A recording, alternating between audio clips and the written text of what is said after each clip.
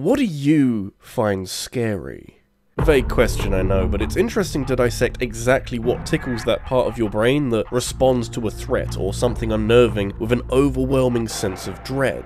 Understandably, different people find different things scary, and no one scenario is likely to be 100% effective with everyone, but at the end of the day, we're all high-functioning apes that still listen to our big, primal monkey brains at times of crisis. Horror films tap into these fears by presenting horrors to the audience in a controlled environment, with everything perfectly paced out for maximum scary effectiveness. Horror video games are a lot more volatile and unpredictable, driven by a player's willingness to explore a dimly lit environment and pace out their own involvement in this terrifying experience.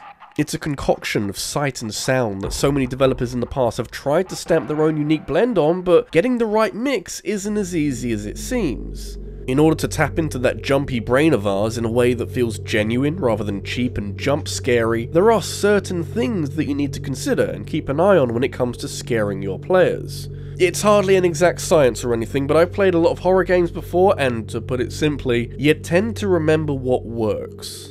It's all about picking those individual moments apart and reverse engineering them into a concept that can be repurposed for the future. A future that is often scary even without the threat of impending horror games, because there are all sorts of threats on the internet these days, and frankly, you could use some uncrackable encryptions and industry-leading security protocols to help protect your data. In which case, it sure is lucky that this video is sponsored by Surfshark and all of their international server connections that lets you connect to 1800 servers in 63 countries to unlock loads of different streaming libraries otherwise exclusive to other countries. I used Surfshark earlier this week to watch 4 hours of Zack Snyder trying to fix the Justice League. And of course we don't have HBO in the UK, but I can just switch servers to something in America and it's as easy as that.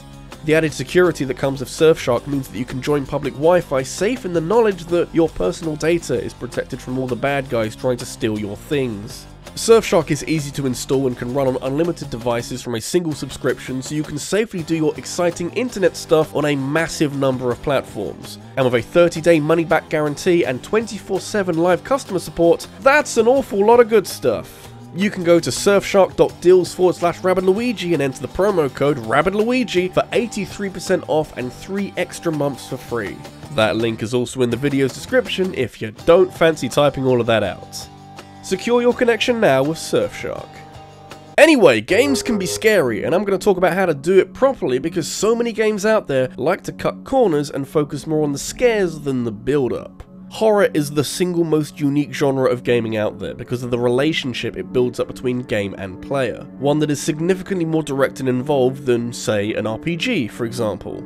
Think why you'd want to play the latest Final Fantasy game or Bravely Default 2, which came out about a month ago. Your reasoning for playing a game depends on what you expect to get from the experience, either based on a love of the genre or previous games with that same franchise. I'm not saying it's impossible to love horror games because some people love that reliable hit of adrenaline that these kinds of games are known for, but it's a completely different relationship. You buy a horror game hoping that parts of it make you deeply uncomfortable and play on your anxieties, which in isolation is a bizarre thing to wish for. Making a successful horror game is all about channeling that fear into a usable asset that can wash over every tiny part of a game so that it becomes this uncomfortably invasive experience that you need it to be, that prospective buyers are expecting it to be. If you ever feel truly comfortable in a horror game, then are you even doing it right? Not to say that a horror game has to be uncomfortable for the entire duration of its playtime, since horror is all about contrast. Kind of a catch-all way of describing basic elements like lighting and enemy positions, and also more conceptual ideas like how in danger the player feels at any one point and the ebb and flow of presenting them with terrifying threats to deal with. One of my favourite features of any horror game is Resident Evil's save rooms. A clever double meaning of being a location where you can save your progress, but also one of the few places in the game where you feel safe. No zombies can reach you here, and if the pressures of evading hordes of the undead were mounting up, this much needed bit of respite can feel like a huge sigh of relief. It doesn't last long though, because you need to return to the action to continue on with the game, but dialing everything down helps to prepare the player for the horrors that lie ahead and help to give those moments greater significance. Of course contrast is important with horror. If I shouted at you non-stop for 6 hours, no individual moment in that time would stand out as more significant than any other. Although not as extreme as my example, horror needs downtime and quiet time for the scarier moments to thrive. Which brings me nicely onto a trope of horror games that many, including myself, aren't a huge fan of: the jump scare. When crafting a scary experience, it's only natural that at some point you'd end up gravitating towards the tried and tested art of something appearing out of nowhere and screaming at you, poking you in the brain and telling you that, hey, this thing? Yeah, that you need to do something about that because it looks like a threat. My attitude towards jump scares has fluctuated with time, since while I can't deny that they're effective and have plenty of value to them beyond giving YouTube face cams something to react to, I can't help but feel like they're a dangerous game to be playing.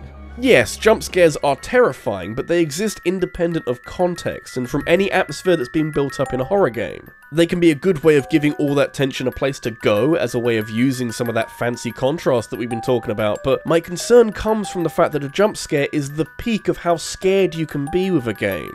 No matter what you do or where you go from here, you're unlikely to find something that will make you as scared as that one time when a monster shouted in your face, and that really does make the rest of the game an uphill battle to keep the player engaged. Quite often a jump scare is as scary as your game can get, and if you're using them all the time, if you're bashing against the ceiling time and time again, diminishing returns kicks in, and your super scary horror game becomes a bit of a boring slog through dimly lit hallways. You have to be so careful with jump scares and treat them like the nuclear bomb in your horror game arsenal, the peak that you can't easily climb down from. With so many other ways to make a game scary, it's not really something that you should ever rely on, and yet so many games do because they see how many views people get online for reacting to jump scares and think, wow, that could be my game! It still could, but you need to put some other work in. And that brings me back to a revised version of the question I opened this video with: what makes everyone scared? It's all well and good finding practical applications for the fears held by individuals, but if you want your game to appeal to as many people as possible and to expose more universally held fears, then you're gonna have to become at least slightly obsessed with atmosphere. Again, this harkens back to all that contrast we were talking about before and how repeated uses of jump scares can become predictable and tedious, because you can't get anywhere in a horror game if you don't lay down a thick, juicy layer of creepy ambience. This might sound self-explanatory, like of course you need a horror game to feel creepy and for the player to explore environments with a real sense of dread, but this quickly becomes the baseline of your game. The background radiation, the beating heart of your horror experience that affects every small detail moving forward. You can never put too much work into environmental design in a horror game, because the closer you get to some kind of unnerving realism of a personal perspective that immerses you inside this horrible world full of horrible things, the easier you're going to find it to make the player utterly terrified. Some of the best horror games ever made have set themselves apart from all of the rest because of how much effort has been put into their environments. Usually confined, claustrophobic places with no room to breathe, let alone hide, that unleashes the single most effective and common fear among the general population: fear of the unknown. You can forget your clowns or your spiders, you ask most people out there, and the fear that you haven't got enough information about something that you need to do, or about an enemy that is terrorizing an area that you can't really place. Are they in the same room as you? They could be. That is some powerful shit. It actually reminds me of the classic horror trope of not showing the monster, or at least hiding it for as long as possible. I'm not so sure this is doable in a video game where you'll likely need to defeat the monster to solve the conflict, but if you're hearing noises or seeing shadows flicker out of the corner of your eye, then your mind will fill the blanks in for you. It's not even close to being a horror game, but the fact that you go to places in Firewatch and something's already happened and you don't really know what, is just enough to make you feel uneasy. Again, this is an endorsement of a creepy atmosphere over shouty jump scares, because the anticipation that an unknown threat may at some point leap out and scare you at a random point in time and to a random intensity is way more terrifying than actually seeing that scare for yourself. This video doesn't contain any jump scares.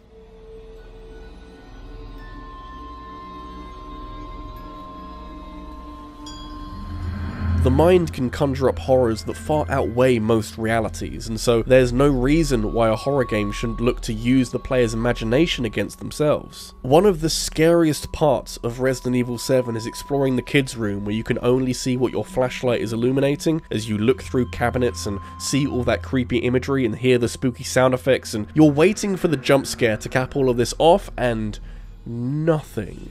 The most you get is seeing some kid's legs when you go to leave after pulling the arm off of the child's corpse, but other than that, it's all this atmosphere putting you in a heightened state of suspense for the inevitable twang of scary horror, and it never comes. That is something that so few games have the balls to do, and I honestly respect Resi 7 so much for setting something up like this, especially at a point in the game where the story is picking up and we're slowly adding more action to the mix. You do this sequence in VR and it is a transformative experience, I'm telling you. Unpredictability is your friend and you need to be extra nice to him. As is, I have to say, a lack of control. My favourite style of horror is told with a first-person perspective so that you're forced into the body of the poor sucker who has to explore this haunted mansion, and immersion becomes more of a natural add-on than something that has to be forced onto the player. But one of the best features of a first-person camera is having to make deliberate movements to observe your surroundings. Especially on console with a slow control stick, you can't just whip your head around and look behind you to check for any monsters, which puts you in this awkward position of having to commit to the glance more than you would if the camera was following the character's back via a third-person perspective. Not that a first-person perspective is the only way to make the character feel vulnerable, although not being able to see easily what's behind you is incredibly effective, since the fixed cameras from early horror games were very good at, literally, taking control away from the player and leaving you as this disconnected bystander to everything that happened on screen. Horror games are a special breed where they improve as an experience the more awkward they are to play, within reason, since having a fully automatic weapon with belts of ammo to feed it just doesn't bring with it the same kind of tension that you'd get if your solitary handgun was running out of bullets. It's more than a lack of control, it's a feeling of helplessness that you can easily succumb to the scary horror villain if you don't tread carefully. And when you remember games like Amnesia: The Dark Descent, where there's virtually nothing you can do to affect the monster, you can see just how powerful a true sense of vulnerability can be for your horror game. Especially if you throw in some chase sequences where you haven't got much of a choice other than to turn tail and run away from the impending threat. It's a good alternative to a jump scare really, since you're not being punished for stumbling across a scripted event, you're being given a chance to escape a scare or a grisly death scene by running away as fast as your little legs will carry you. This all sounds terrible, and it kind of is, but that's just how great horror is made. The best, badly kept secret of horror games is that they work against the player's wishes most of the time, and despite how much someone may love playing horror games, there will always be that part of your brain that doesn't want to be scared and wants to turn the game off right away. This just brings up the strange question of, can you ever truly enjoy horror games, and should you enjoy horror games? Being scared isn't a pleasant feeling, but when presented in a more controlled setting that presents no immediate danger to your own well-being, then it can be addictive to trigger those rushes of adrenaline. Horror games have a very different dynamic to horror films, since the scares experienced from a game are often influenced by your actions and your decisions, and when you start becoming indirectly responsible for scaring yourself, it all comes together to create a deeply memorable experience that you'll want to replicate again and again. Horror isn't for everyone, and certainly not everyone is going to be interested in a genre of gaming that takes more from you than you might ever get out of it, but at its very best there are few more harrowing experiences than a horror game that is firing on all cylinders. If video games are often used as escapist fantasies to help distract someone from the pressures of real life, it says a lot that some people legitimately need breaks from playing horror games. Which does make some sense, I suppose. I'd love to have Geralt's life and do all that adventuring, but I don't really want to be Isaac Clarke. There's something all too real about horror games that bridges the divide between player and game in a way that is somewhat reminiscent of breaking the fourth wall. You could argue that the intention of every good horror game is to break down the fourth wall and involve the player in ways that are unexpectedly creepy. A horror game doesn't just set out to scare the playable character, it's reaching out of the screen to scare you. You play adventure games to lose yourself in the experience, but horror games remind you all too much of some very real fear that comes from actual life experience. Making good horror isn't particularly challenging because of how much it can draw from real life. It's all about taking the scariest bits and running with it. And hoping they don't catch up.